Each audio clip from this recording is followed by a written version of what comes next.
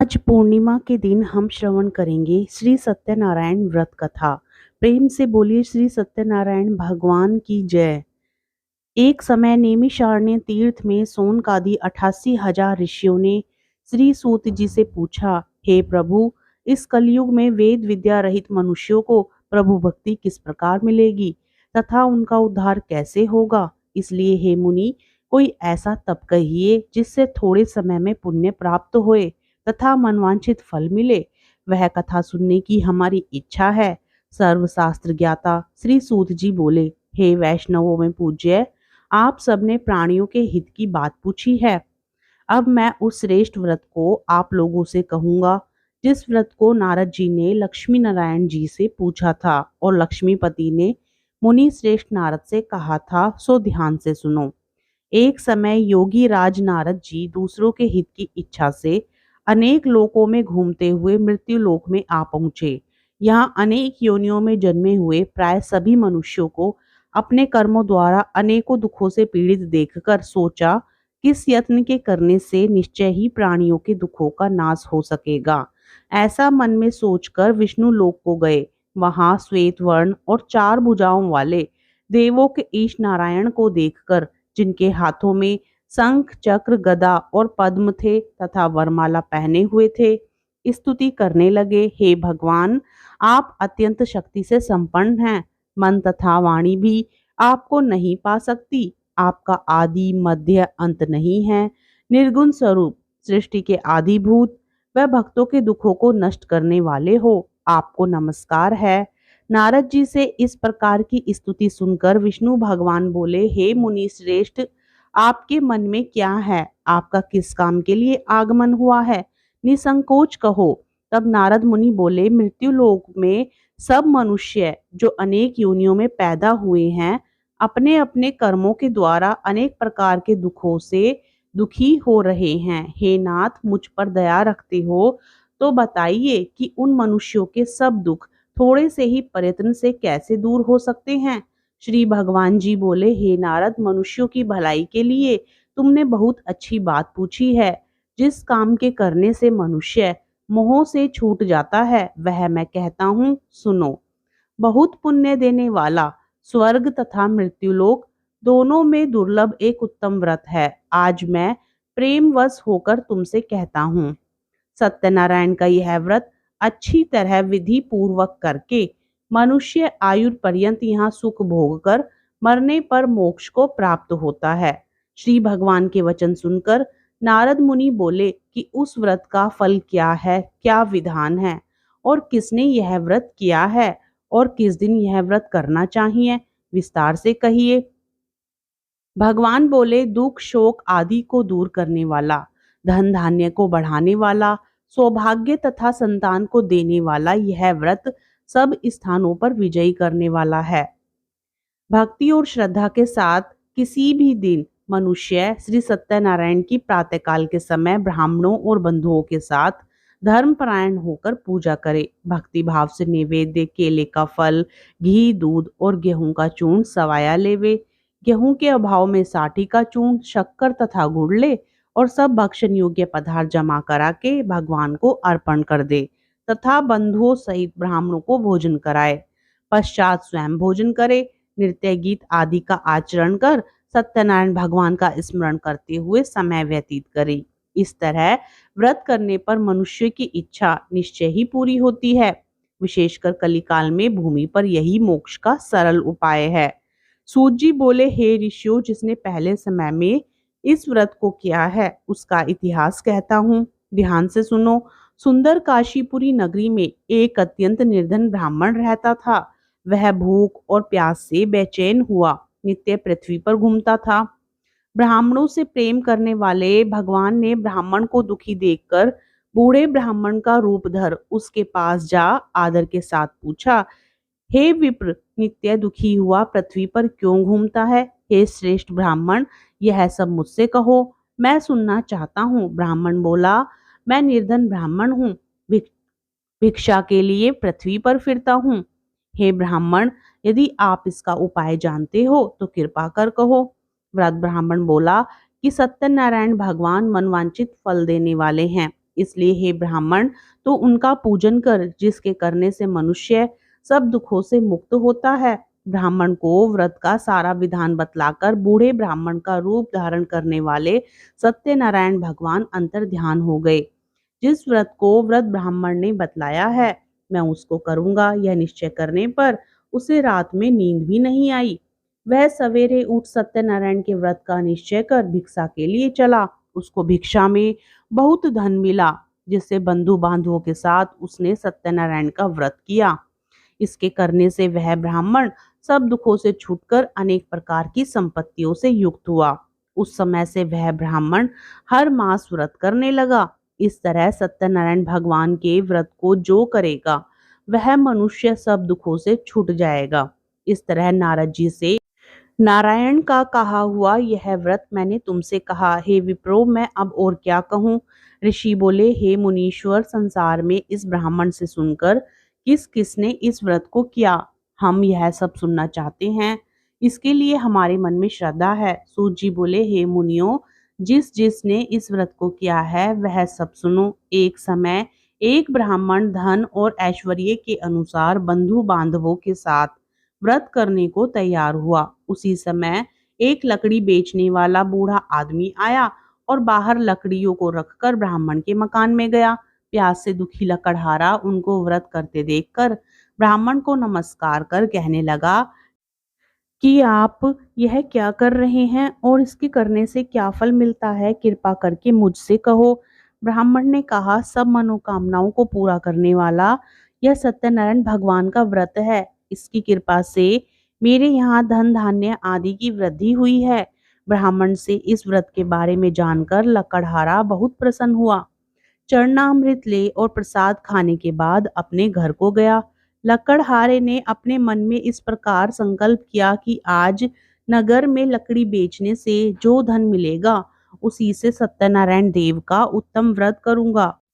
यह मन में विचार कर वह बूढ़ा आदमी लकड़ियां अपने सिर पर रखकर जिस नगर में धनवान लोग रहते थे, वह ऐसे सुंदर नगर में गया। उस रोज वहां उसे उन लकड़ियों का दाम पहले दिनों से चौगुना मिला। तब वह बूढ़ा लकड़हारा दाम ले और अति प्रसन्न होकर पक्के केले की पुली, शक्कर, घी, दूध, दही और गेहूं का आटा इत्यादि सत्यनारायण भगवान के व्रत की कुल सामग्रियों को लेकर अपने घर गया।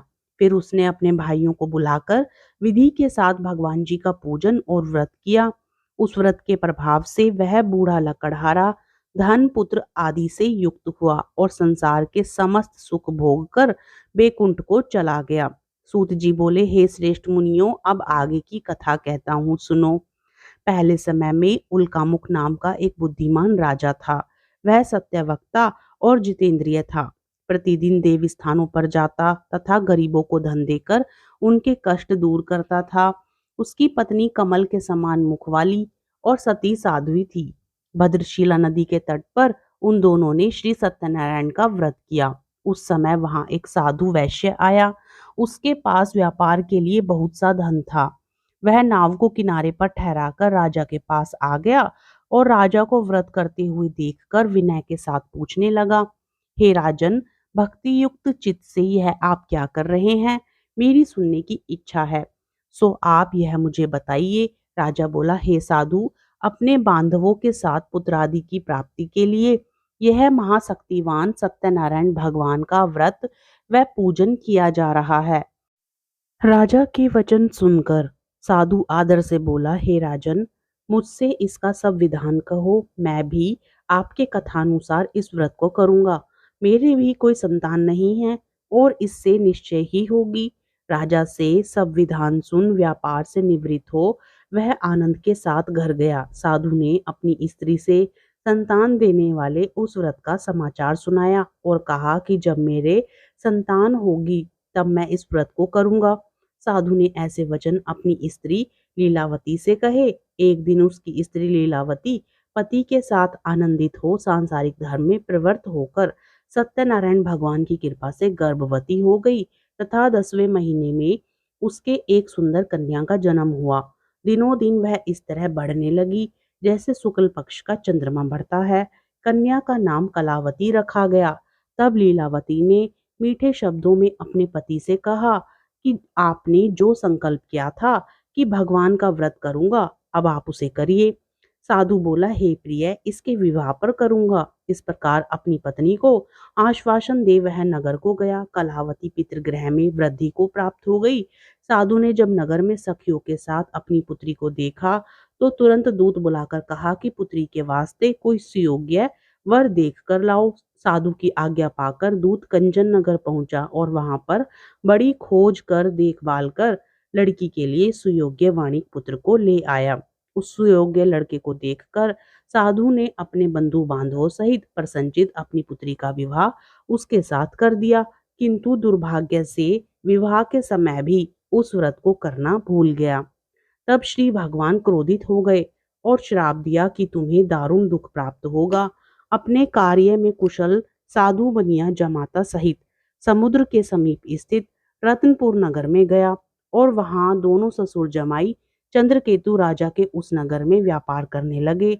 एक रोज भगवान सत्यनारायण की माया से प्रेरित होकर कोई चोर राजा का धन चुराकर भागा जा रहा था, किंतु राजा के दूतों को आता देखकर चोर ने घबराकर भागते हुए राजा के धन को वहीं चुपचाप रख दिया जहां वो ससुर जमाई ठहरे हुए थे। जब दूतों ने उस साधु वैश्य के पास राजा के धन को रखा देखा तो वे दोनों को बांध कर ले गए और प्रसन्नता से दौड़ते हुए राजा के समीप जाकर बोले, यह दो चोर हम पकड़ कर लाए हैं, कृपया आज्ञा दे। तब राजा की आज्ञा से उनको कठोर कारावास में डाल दिया और उनका सब धन छीन लिया। सत्यनारायण भगवान के श्राप द्वारा उनकी पत्नी भी घर पर बहुत दुखी हुई और घर पर जो धन रखा था चोर चुरा कर ले गए। शारीरिक व मानसिक पीड़ा तथा भूख प्यास से अति दुखित हो अन्न की चिंता में कलावती एक ब्राह्मण के घर गई। वहां उसने सत्यनारायण भगवान का व्रत होते देख फिर कथा सुनी तथा प्रसाद ग्रहण कर रात को घर आई। माता ने कलावती से कहा, हे पुत्री, अब तक कहाँ रही? वह तेरे मन में क्या है? कलावती बोली, हे माता, एक ब्राह्मण के घर श्री सत्यनारायण भगवान का व्रत देखा है। कन्या के वचन सुनकर लीलावती भगवान के पूजन की तैयारी करने लगी। लीलावती ने परिवार और बंधुओं सहित श्री सत्यनारायण भगवान का पूजन किया और वर मांगा कि मेरे पति और दामाद शीघ्र आ जाएं।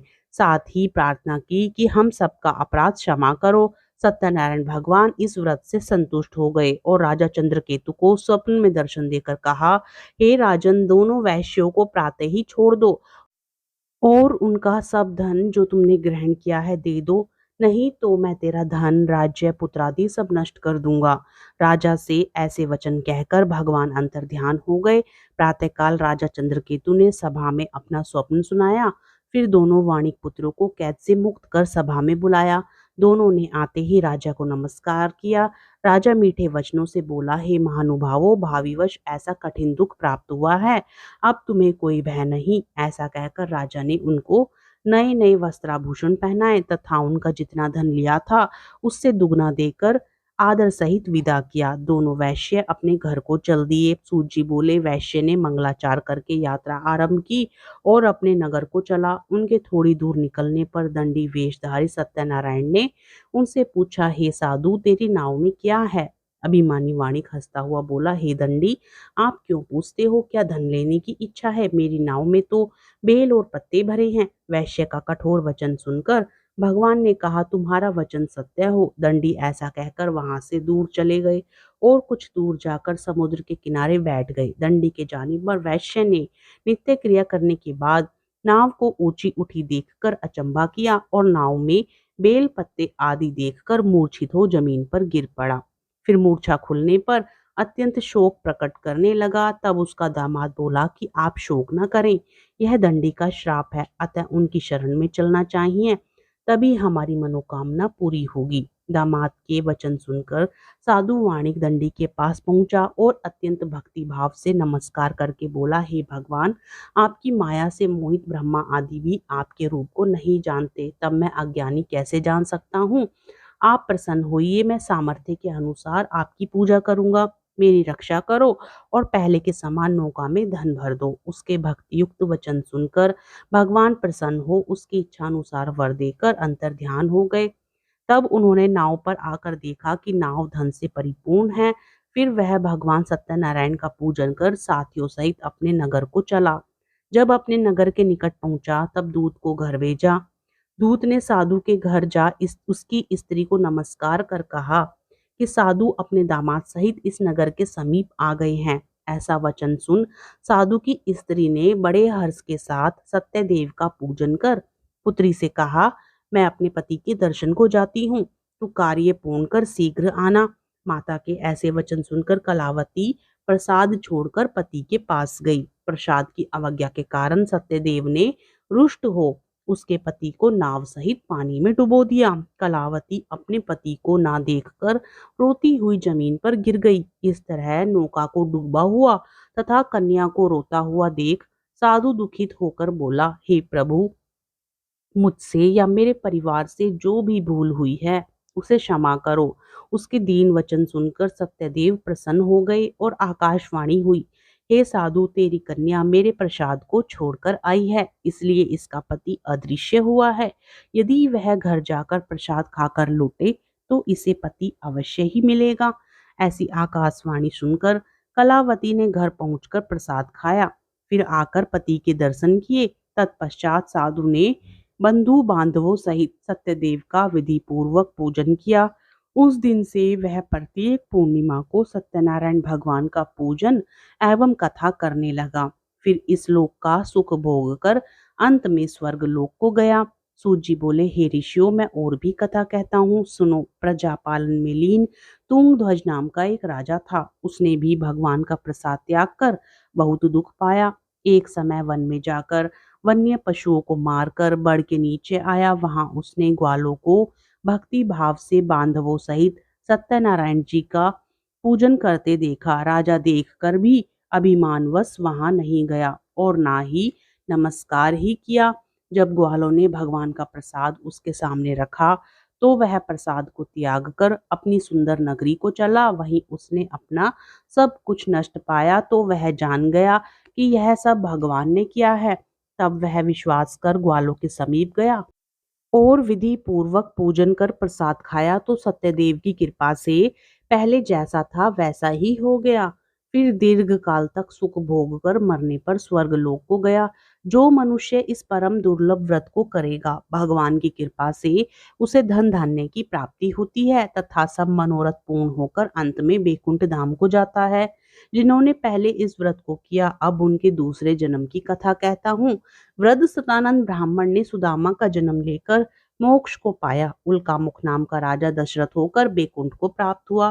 साधु नाम के वैश्य ने मोर ध्वज बनकर अपने पुत्र को आरे से चीरकर मोक्ष को प्राप्त किया। महाराज तुंगध्वज ने स्वयंभू होकर भगवान में भक्ति युक्त कर्म कर मोक्ष को प्राप्त किया।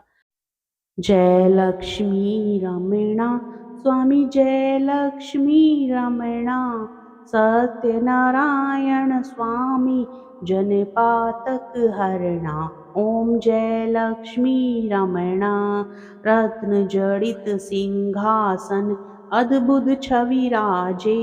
स्वामी अद्भुत छवि राजे, नारद करत निरंजन, घंटा ध्वनि बाजे। ओम जय लक्ष्मी रमणा, प्रगट भये कली कारण, द्विज को दर्श दियो। स्वामी द्विज को दर्श दियो। बूढ़ो ब्राह्मण बन कर कंचन महल कियो। ओम जय लक्ष्मी रमणा, दुर्बल भील कठारो, इन पर कृपा करी। स्वामी इन पर कृपा करी। चंद्रचूड़ एक राजा, जिनकी विपत्ति हरि। ओम जय लक्ष्मी रमणा, वैश्य मनोरथ पायो, श्रद्धा तज दीनी। स्वामी श्रद्धा तज दीनी। सो फल भोग्यो प्रभु जी, फिर स्तुति कीनी। ओम जय लक्ष्मी रमणा, भाव भक्ति के कारण, छिन छिन रूप धरो। स्वामी छिन छिन रूप धरो, श्रद्धा धारण कीनी, तिनके काज सरो। ओम जय लक्ष्मी रमणा, ग्वाल बाल संग राजा, वन में भक्ति करी। स्वामी वन में भक्ति करी, मन वांछित फल दीनो, दीन दयाल हरि। ओम जय लक्ष्मी रमणा चढ़द प्रसाद सवाया कदली फल मेवा स्वामी कदली फल मेवा धूप दीप तुलसी से राजी सत्य देवा। ओम जय लक्ष्मी रमणा। श्री सत्यनारायण जी की आरती जो कोई नर गावे स्वामी प्रेम सहित गावे। कहत शिवानंद स्वामी कहत हरि हर स्वामी मनवांछित फल पावे। ओम जय लक्ष्मी रमणा। तो प्यारे भक्तजनों, ये थी पूर्णिमा के दिन श्री सत्यनारायण भगवान की व्रत कथा। कथा पसंद आए तो प्लीज लाइक जरूर करें, चैनल को सब्सक्राइब करें, शेयर करें और कमेंट बॉक्स में जय श्री सत्यनारायण अवश्य लिखें।